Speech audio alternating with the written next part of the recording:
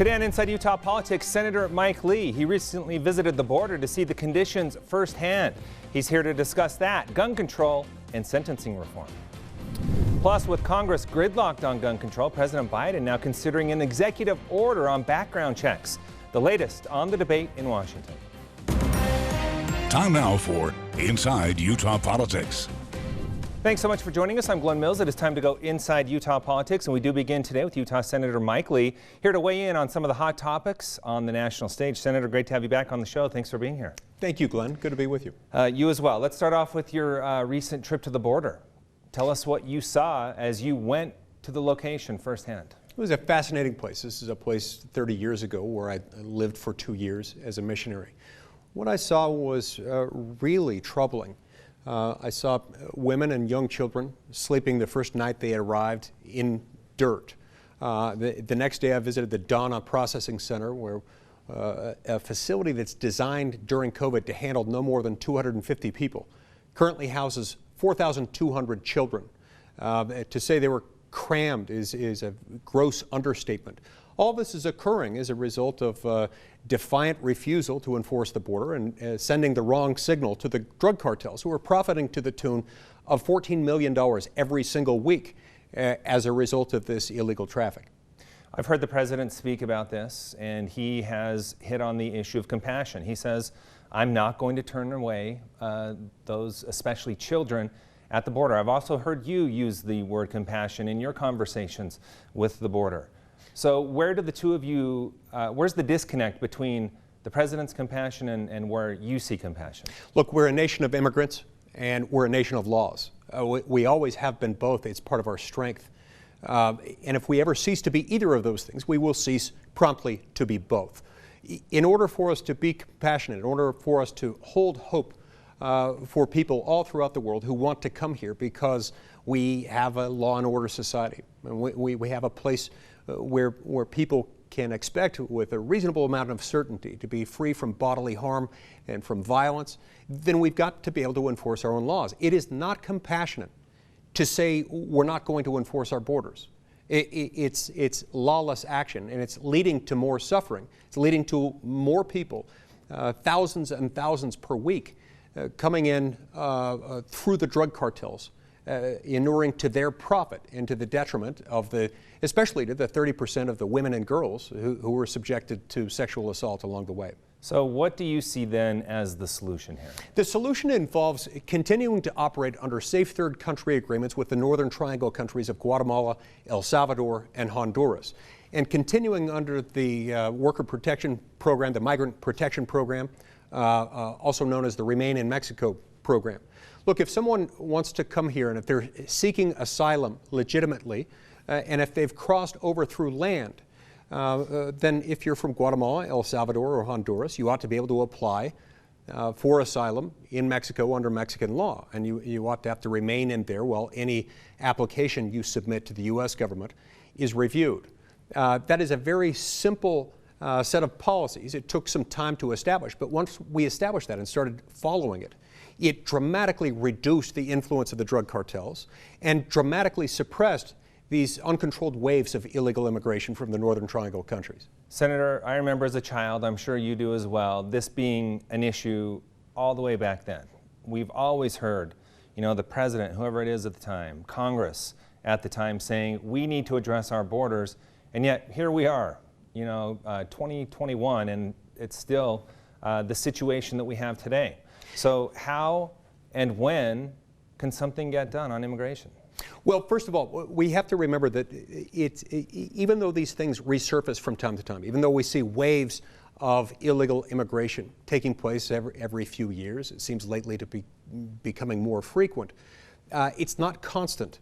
And certainly when we were children, for example, it wasn't anything on the scale of what we're seeing today, where we've got tens of thousands of people crossing over in a fairly short period of time with the tacit blessing of the current administration. That really is a problem.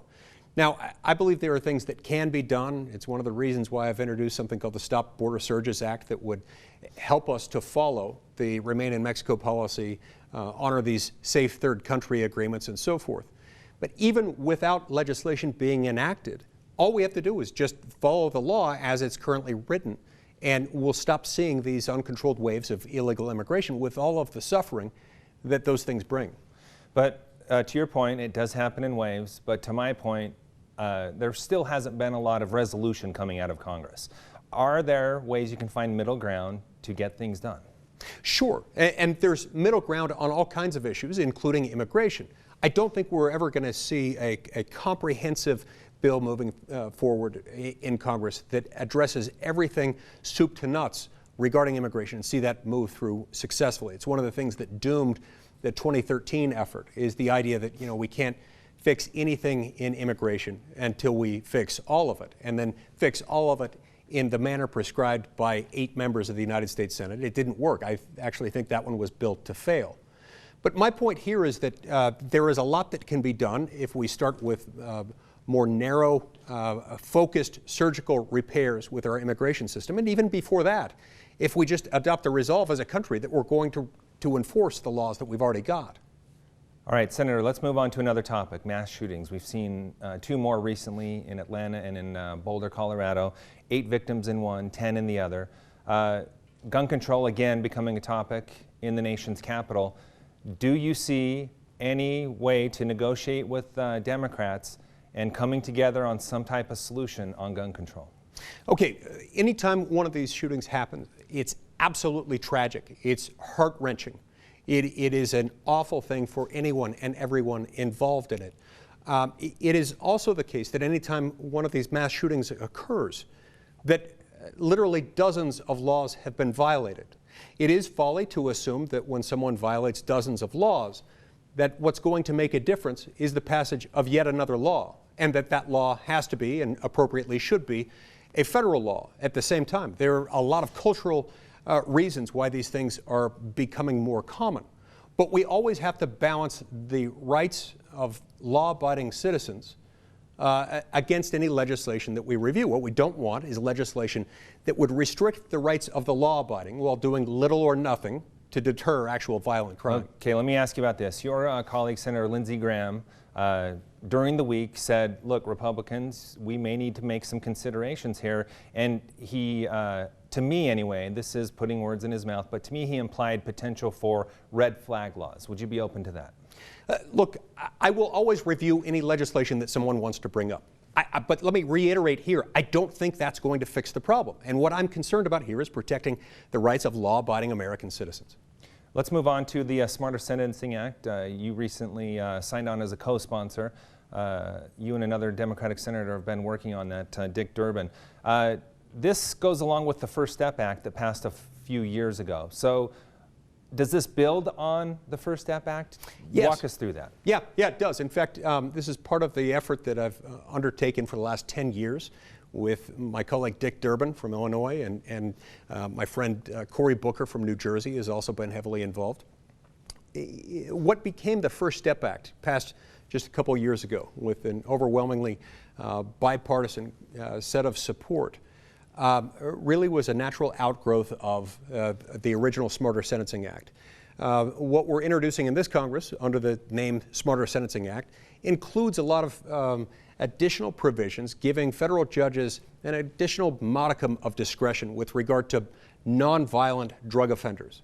We want to make sure that we are smart on punishing crime and that we don't incarcerate people for a longer period of time than is necessary. This was all inspired by a number of cases in the federal system where people were getting minimum mandatory penalties that really didn't make any sense. 55 years in the case of Weldon Angelos as a minimum mandatory sentence for selling 3 dime-bag quantities of marijuana over a 72-hour period because of the fact that he was holding a gun at the time, which he neither brandished nor discharged. This is the kind of work that we're continuing to deploy through the Smarter Sentencing Act, picking up where we left off with the First Step Act. Other co-sponsors include Senator Elizabeth Warren and Bernie Sanders. Talk about the bipartisan nature of this bill and how that can help push it to the finish line. Yeah, this is an issue that's neither Republican nor Democratic. It's neither liberal nor conservative. This is simply an American issue. It's a good governance issue. It's the kind of issue that anyone can sympathize with if they've seen anyone moving through the federal criminal justice system, where they've seen sentences that sometimes seem way out of whack in comparison to the actual harm that was incurred, that was inflicted on society in connection with the underlying offense. We think we can do a better job, and in some cases, we've got to give judges a little bit more discretion in sentencing nonviolent drug offenders. All right, Senator Lee, appreciate your time. Thanks for being here with us. Thank you. Still to come, a new flag for the state of Utah. The bill to make it happen, passing the legislature, signed into law this year. Where the process goes from here. But first, all Utah adults now eligible for the vaccine, and that should soon be the case across the country. The very latest on the national efforts after the break.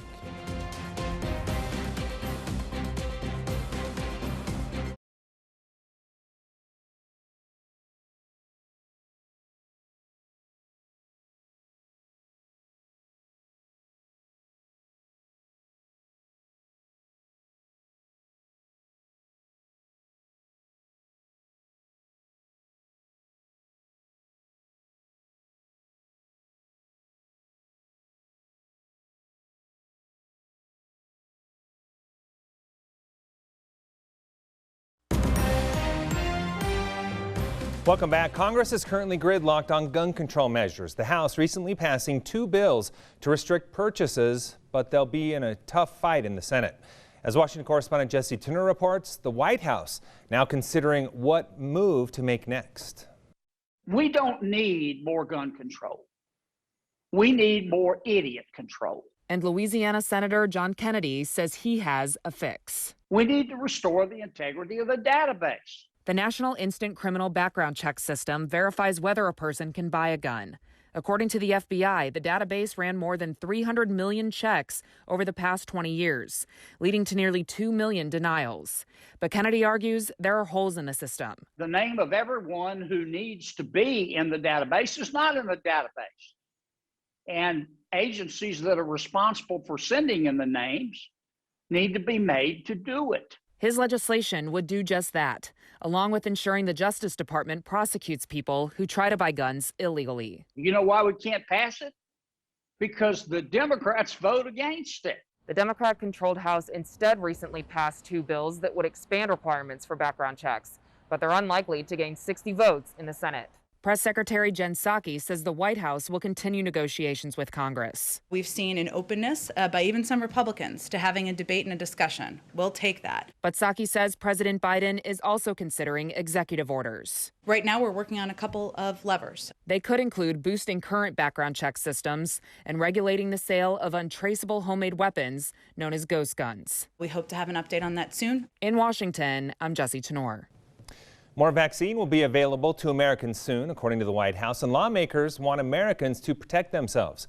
Washington correspondent Basil John reports on the vaccination rollout. By April 19th, 90% of adults in the U.S. will be eligible for vaccination. The White House continues to ramp up the availability of vaccines throughout the U.S. There'll be an increase of supply to over 33 million vaccine doses across all of our channels. Beyond improving access, the White House and lawmakers said there's also a major focus on eliminating vaccine hesitancy. Some people are very eager to get it and are having problems because they're not in the right category, and then we know that some of the target population are being more elusive about it. Tuesday, Maryland Democrat Jamie Raskin traveled with the second gentleman to a vaccination site in Maryland, taking part in the outreach. Community health clinics are the critical bridge for reaching into the community to get it to the people who need to be vaccinated so we can continue the course of the process. However, some lawmakers are critical of the slow distribution in some areas. My gosh, I mean, you're not getting it out. Pennsylvania Republican Congressman Mike Kelly says his own state is trailing behind in vaccination rollout, and he wants to see that change. I would just think if there's 50 states and I'm 49, I'd be wondering, well, what's 48, 47, 46, 45? I've gone through the whole list and said, why is it that they're so far ahead of us? Kelly says states like Pennsylvania need to make sure they are making use of all of their available vaccine supply. Reporting in Washington, I'm Basil John. Still to come, what would you think of a new flag for the state of Utah? How you can weigh in on the design after the break.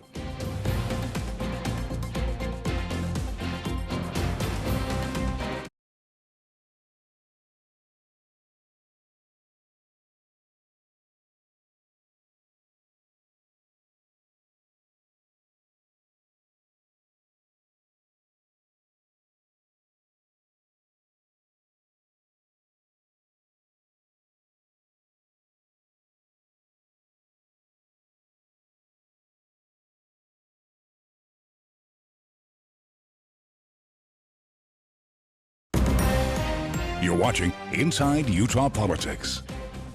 Time now to dig into the bill to change the state flag. For more on that, we turn to the sponsor of that bill, State Senator Dan McKay. Senator McKay, great to have you. Thanks for being here. Hey, thanks, Glenn. Good to see you, at least, somewhat far away. Yeah, and we don't get to see each other in person that often, so lucky you. We'll take advantage. Hey, let's start off with the background.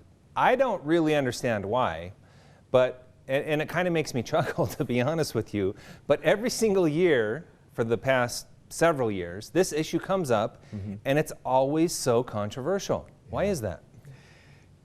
People have passionate feelings about the symbols that define them, right? And it doesn't matter what the symbol is, people have passionate feelings. And when you talk about what a state flag should look like, you have the existing state flag that everybody knows and in some respects has a lot of symbolism to it and has a lot of meaning to it. And then you're going to ask yourself, we're going to come up with a new state flag. And if people could compare one against the other, right? If we could fast forward 8-9 months from now, we're looking at the final result and compare it to what is flying over the Capitol this year and had those two comparisons, I think people would choose the simplified flag.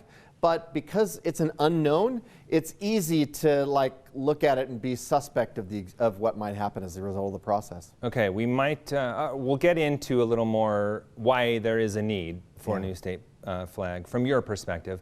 But first, talk about going back to this issue where it has just been so controversial. Attempts to do this have been happening in previous years. So what was it this year that got it across the finish line? Well, I think that what got it through this year is we reversed the process. The House had taken the vote over the last 3 years, and the House had voted for it every time over the last 3 years. On this time, we said, well, look, instead of starting it in the House, work with Representative Handy, we decided we'd start it in the Senate, give the Senate a chance. And if you look at the log, we started that thing the first day of the session. It was ready and drafted, and it took all the way until the last day of the session to pass that thing. So what that tells you is changing the state flag is hard, and it's probably meant to be that way, but it's hard. And if I remember right, I might be confusing this with another one of your bills, but wasn't there a time where this seemed all but dead, and then it came up and passed? Yeah, and that happens to a lot of bills, right? Where you think something's not going to move, and you get everybody together, and you're able to work out the issues, and it gets fixed. And that happened to this bill. And fortunately or unfortunately, it happens to a lot of my bills, which keeps me really busy. How many substitutes did this one end up going through? If I remember right, we got to the 5th substitute. Yeah. So in other words, that's 5 different versions of the bill that we worked through to get it through the process. And there was almost a 6th, so there you go. Okay, back to something you alluded to a little bit earlier. You mentioned the difference in a new flag, but why the need to change the flag we have now?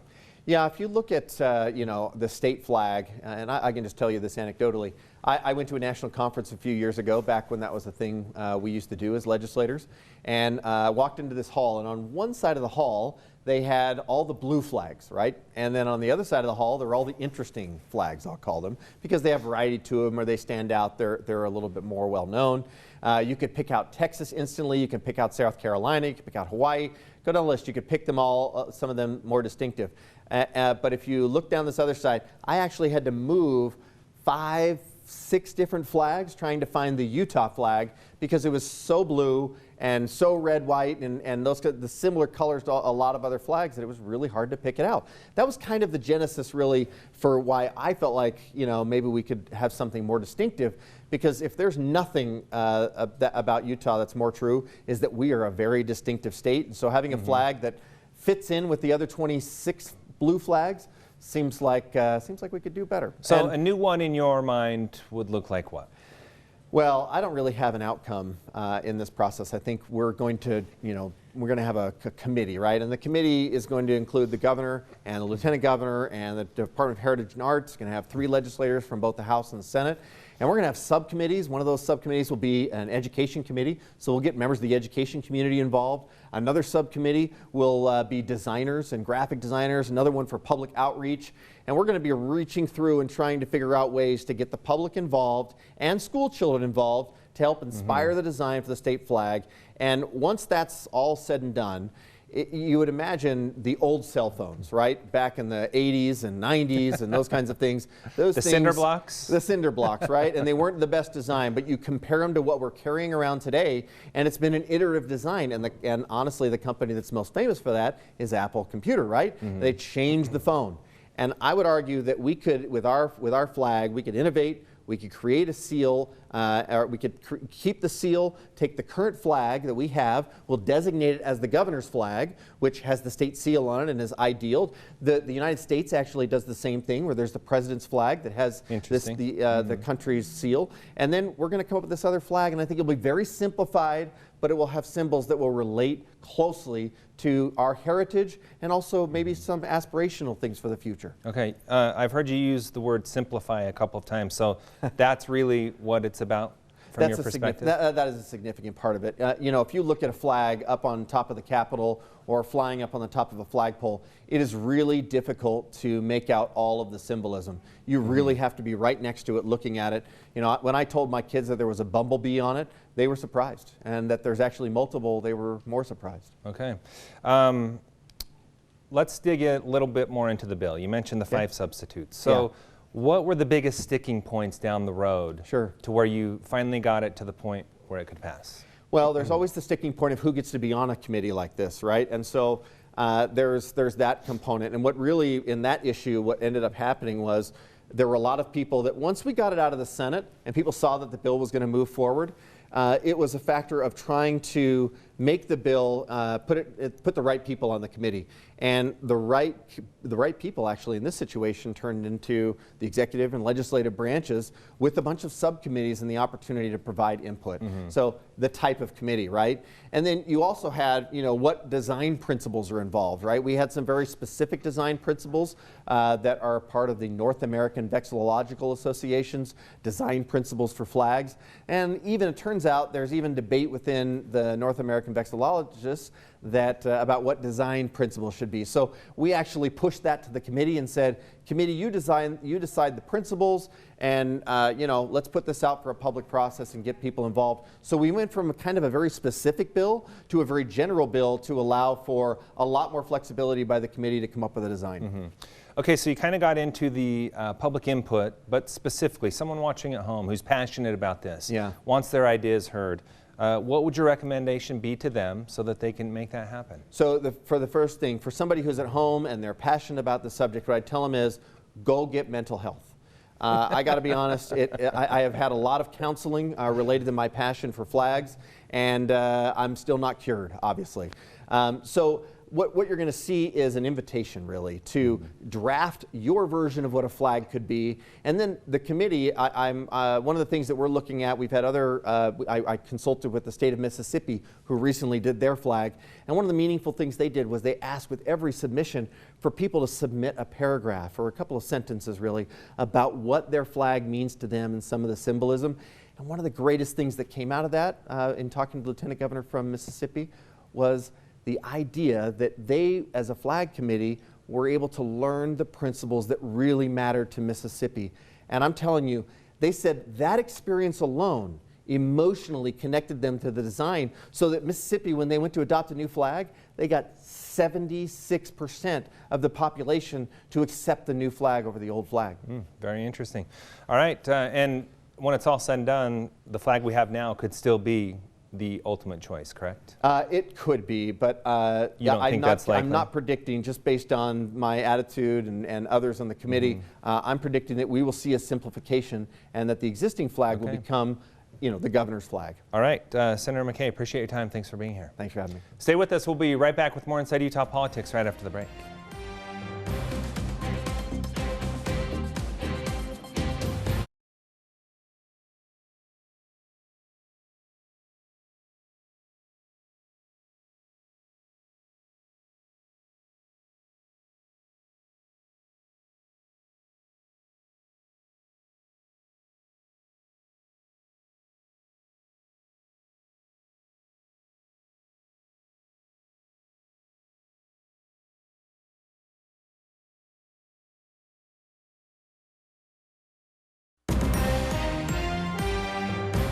We leave you now with a look at what's on the radar in the world of politics. The Maloof Foundation is hosting members of Utah's congressional delegation and others for a human trafficking policy and education summit. It's set for Saturday, April 17th at the Maloof Foundation in Logan. For more information, you can visit the foundation online. Make sure to connect with me on social media. I'd like to know what you think of this show and other issues that are important to you. You can email me at InsideUtahPolitics@abc4.com. You can also follow me on Twitter and Facebook. Just log on and search Glenn Mills ABC4. Thanks so much for making us part of your Sunday morning. We hope to see you again next week as we go inside Utah politics.